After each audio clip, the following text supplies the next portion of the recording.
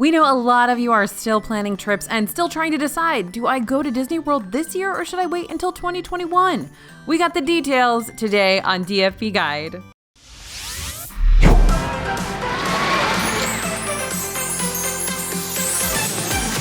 Hey everybody, it's AJ for Disney Food Blog. 2021 is going to be a big year for Walt Disney World. It's the 50th anniversary. New rides, restaurants, hotels, they're all scheduled to open. So with all that new stuff coming, does it make sense to hold off on your trip and go then? Today we're looking at what we can expect from Disney World in 2021. First up, let's talk about all those openings and why 2021 is such a big deal. As I said, it's the 50th anniversary of Disney World. Disney has a bunch of new projects and rides to roll out for the big celebration. At least we think they do. Who knows what's happened with the construction situation, but I hope a lot of these still come. And even if a few of them are delayed, there's still plenty of new stuff coming. So this year, we're still expecting the openings of Remy's Ratatouille Adventure, along with the Creperie over in Epcot's France Pavilion, and Space 220 in front of the park. Man, we are waiting for Space 220. I hope it's really good. There is a lot riding on that one.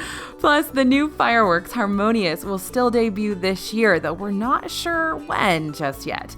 There's also that Toy Story Land restaurant in the works, Roundup Rodeo Barbecue. This was expected to be completed this year. We haven't received any recent updates on the construction progress, though. Stay tuned. In 2021, we're expecting even more exciting openings. Guardians of the Galaxy Cosmic Rewind will open in the front of Epcot. Director James Gunn recently said on Instagram that this ride will blow your mind, and we are so excited. It's going to be Disney's first reverse launch coaster, and the ride vehicle can pivot 360 degrees. It's going to be an insane new coaster experience, and it's going to actually kind of tilt your head so that you can see what's going on, where the action is. It's going to be great. I mean, it won't tilt your actual head. It's tilting the ride vehicle, but it's tilting you so that you can see what's actually going on. And of course, that Tron coaster is going to be opening in Magic Kingdom. This ride is a transplant from Shanghai Disneyland.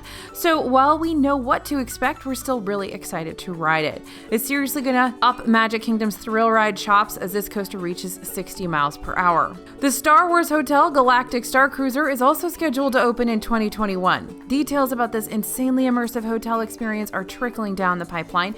Essentially, when you book a stay here, you're in for 2 nights of completely immersive Star Wars action. Think of it like a 2-night cruise, but on a spaceship. And your shore excursion is to Galaxy's Edge. This is an all-inclusive kind of deal, and we expect it to be very, very expensive, but it's definitely going to be a bucket list item for Star Wars fans. Lots of other construction projects will likely be wrapping up before the big 5-0 as well.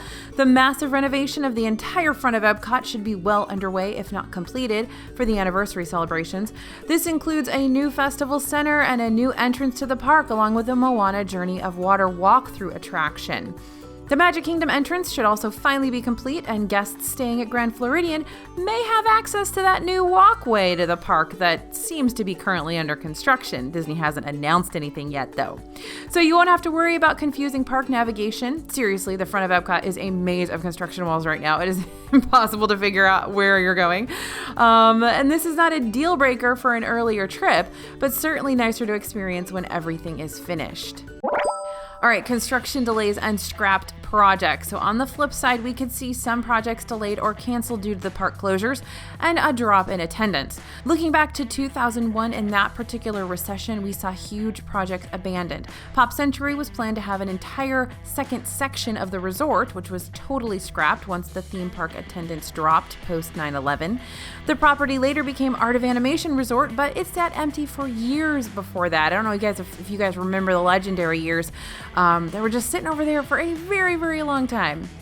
Disney even closed one of their water parks, River Country, due to a drop in the number of guests visiting after that recession. Some projects could be abandoned or repurposed as well. Reflections Resort is the top contender.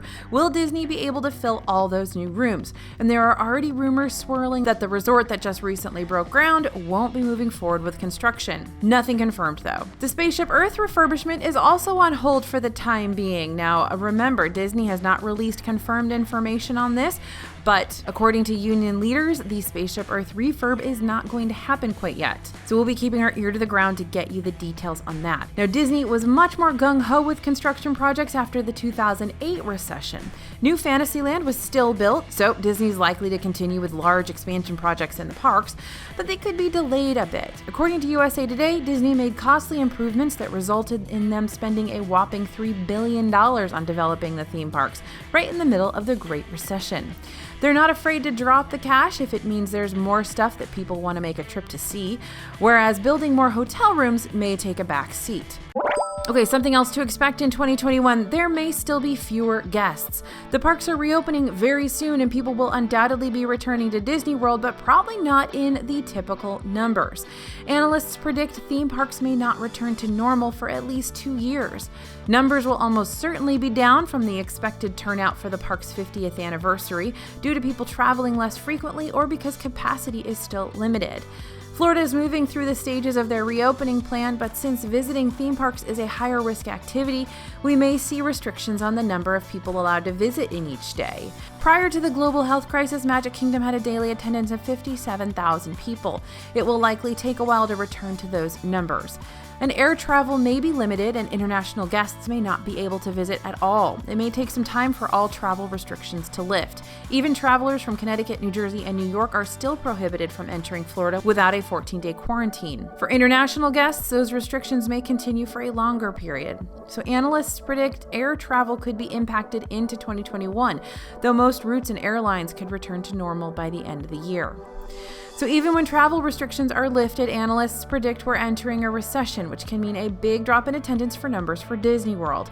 After 9/11 and the 2008 financial crisis, Disney saw a large drop in attendance numbers. Operating income dropped by 50%, and it took years for Disney World to draw the number of guests that had visited prior to those events.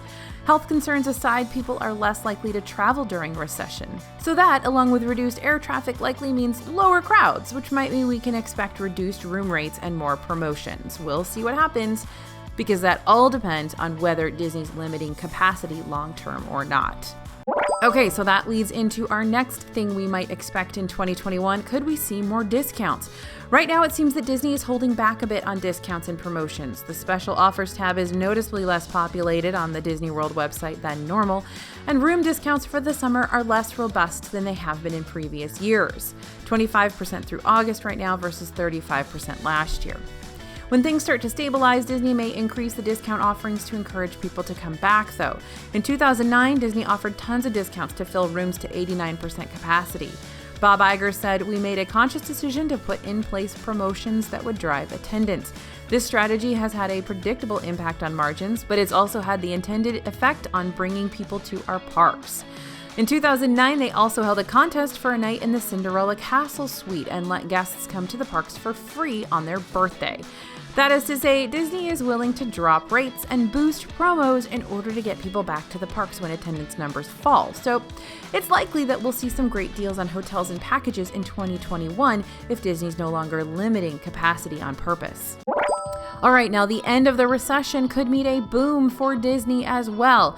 Crowds peaked in 2013 for Disney World after the 2008 recession, and the same thing will likely happen again. Analysts predict it could take up to 2 years for business to return to normal for Disney, though with extensive changes to safety procedures and expanded economic stimulus bills, things could return to normal sooner. We don't know how long this recession and changes to the daily health and safety practices will last, but past events show that while we're in the thick of things, crowds and costs will likely stay lower. But when things get back to normal, Disney's going to have a big influx of travelers, so 2021 might be the sweet spot if you want lower crowds and better deals. When crowds increase, that means higher ticket prices and longer lines. So basically, we're expecting a good deal of uncertainty in 2021. At this time, it's hard to tell how long the effects of this health crisis are going to last and just how they will affect the average Disney park goer. We don't know how health and safety protocols will progress, but things will start to normalize, whether that's a loosening of restrictions or our reaction to them. Many people, even our die-hard Disney followers, are considering postponing trips, and we expect many people aren't planning to visit Disney World in the near future. Some projects may be delayed, and the big 50th anniversary may need to be toned down a bit to accommodate changing construction deadlines and reduced park capacity. So while Disney will likely pull out all the stops they possibly can for the big celebrations, it probably won't be quite back to normal. So what can we expect in 2021? Probably still lower crowds and delayed construction results, but we do think we will see some of those openings. Some of those anticipated openings will absolutely be happening. So if you're still trying to decide, do you go in 2020 or do you go in 2021? I hope this has helped a little bit to give you a little bit of insight into what we're seeing.